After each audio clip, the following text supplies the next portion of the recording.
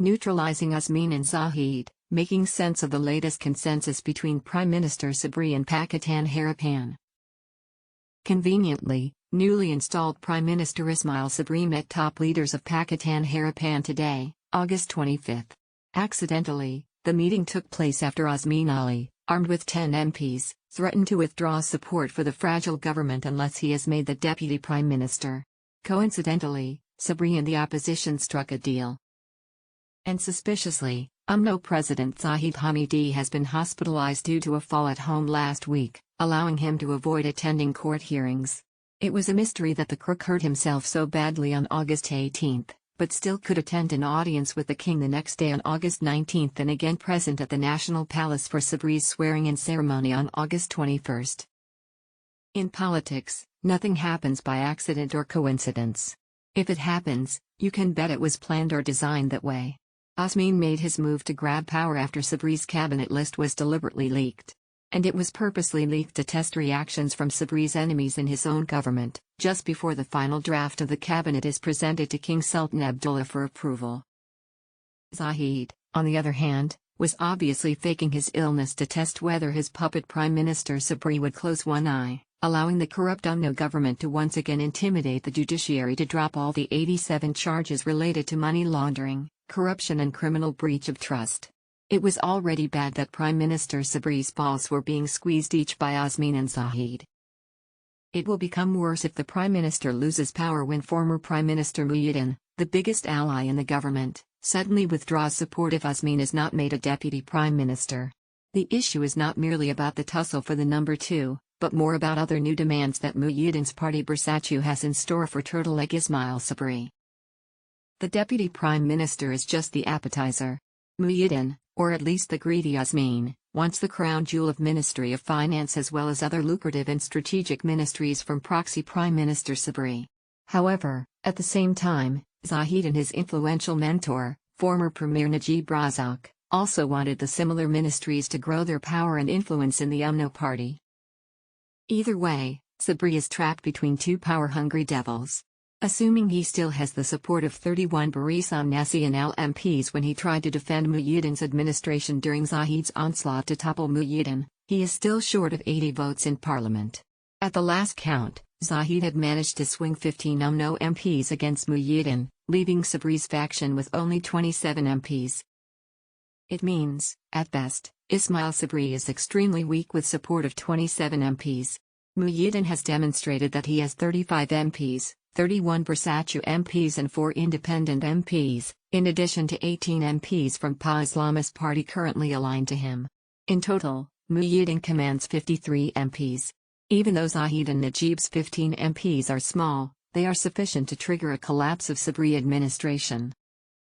Sure, Zahid may not command the same 15 MPs anymore after UMNO is returned to power. It would be harder to justify the need to kick one of their own out. Still, UMNO Vice President Ismail, like his predecessor Muhyiddin, has a slim majority, as the government bench has only 114 MPs in the 222-member parliament, where 2 seats are vacant after the death of 2 MPs. Toppling the government is as easy as getting 4 MPs to withdraw support.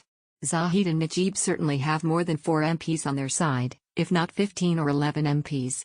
And coincidentally, on the other side, opposition Pakatan Harapan has 88 MPs.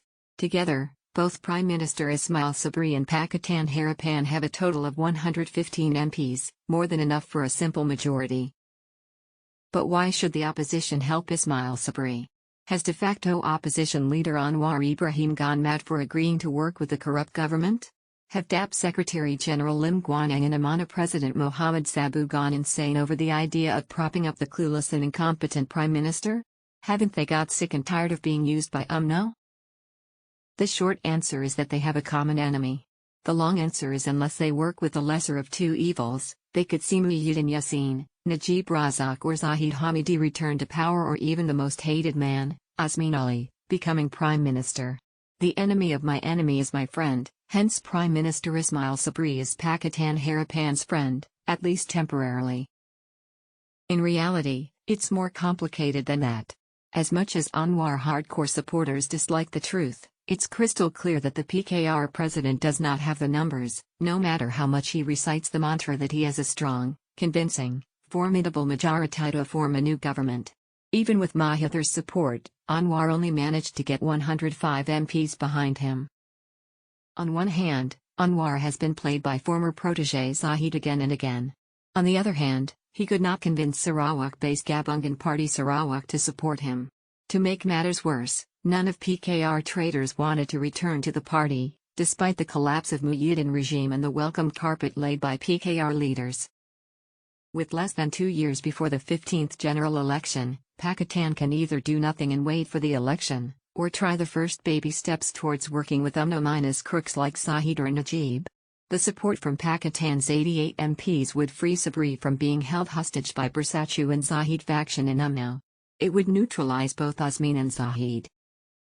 As much as Gabungan Party Sarawak hates DAP for being a direct competitor in the state, Anwar isn't popular in the rural Malay areas, the crucial vote bank delivered by Mahathir during the 2018 general election, which ultimately led to the opposition's stunning victory.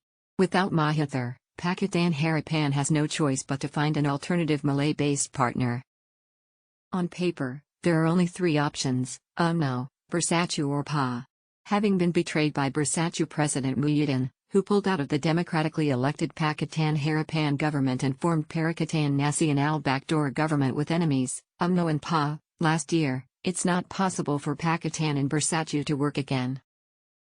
The fact that PA has chosen Bersatu, abandoning the previous cooperation between UMNO and PA, which was glorified as Muafakat Nasional under the pretext of Malay unity, has now provided more reason for UMNO to work with Pakatan Harapan. It's worth mentioning that PA President Hadi Awang is a bigger cheerleader of Muhyiddin than Ismail Sabri, let alone Zahid Hamidi. So, even without different factions in UMNO, the party has every strategic reason to explore potential cooperation with Pakatan Harapan. There will be more clashes and disagreements in terms of seats allocation and distribution for the coming election among UMNO, Bersatu and PA than between UMNO and Pakatan. And the next election will see UMNO against Bersatu and PA for Malay vote bank. Based on the latest political landscape, it's immature to say Pakatan Harapan is dumb to be used by Prime Minister Sabri to stay in power. To be fair, both sides are using each other. In the short term, Sabri is using Pakatan to ensure neither Azmin nor Zahid could threaten him. Pakatan, in return, will get reforms after a 90-minute discussion on confidence and supply agreement. Although Anwar did not specifically mention a CSA, he said both parties have agreed today on several matters, including strengthening parliament, ensuring judicial independence and institutional reforms in the country's governance.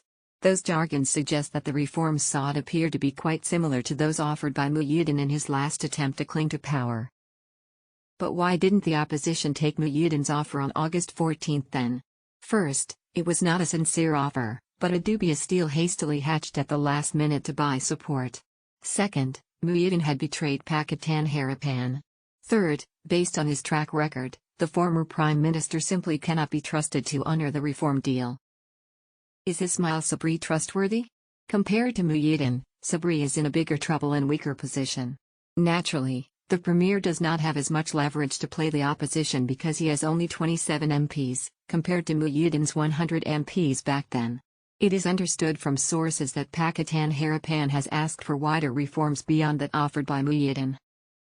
The fact that UMNO Vice President Khalid Nurdin and other leaders have welcomed the bipartisan consensus, and even said that there should no longer be any prejudice against the opposition, is a strong indicator that long-term cooperation could be cooking.